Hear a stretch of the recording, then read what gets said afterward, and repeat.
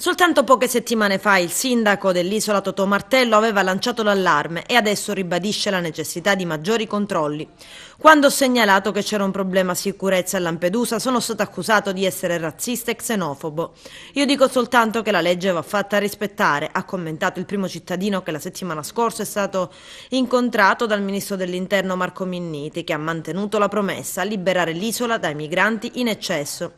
Ma spostare un problema non significa risolverlo. Dopo l'incremento di episodi di microcriminalità come furti di frutta, borse o di un motorino, l'ultimo episodio è quello di una donna cinquantenne lampedusana che denuncia: 5 stracomunitari appartenenti al centro d'accoglienza sono entrati a casa mia, ha raccontato la donna ai carabinieri, e cominciando a mandarmi a debita distanza dei baci hanno poi continuato a ridere e facendosi dei versi esplicitamente allusivi alla sfera sessuale.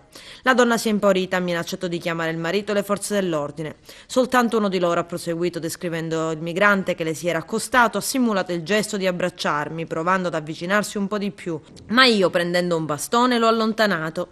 Questi soggetti, insieme ad altri, in totale 198, ieri sera sono stati trasportati da Lampedusa a Porto Empedocle, promessa mantenuta dal ministro dell'interno Minniti. Ma che fine hanno fatto gli extracomunitari? Si tratta di migranti economici. A loro per legge non spetta un posto in un centro d'accoglienza, ma un foglio di via, un decreto di espulsione. E così è stato anche ieri sera a Porto Empedocle. Arrivati in banchina ai 198 è stato consegnato un sacchetto di plastica con un panino e dell'acqua, ma anche l'avviso a lasciare l'Italia entro 7 o massimo 10 giorni e tornare in patria.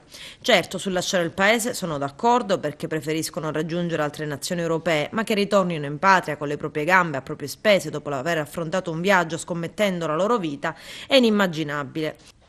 Ed allora eccoli che camminano lungo la statale in cerca della stazione ferroviaria, in fila al buio, con il serio rischio per loro e per gli automobilisti di venire investiti e di andare incontro ad un omicidio stradale.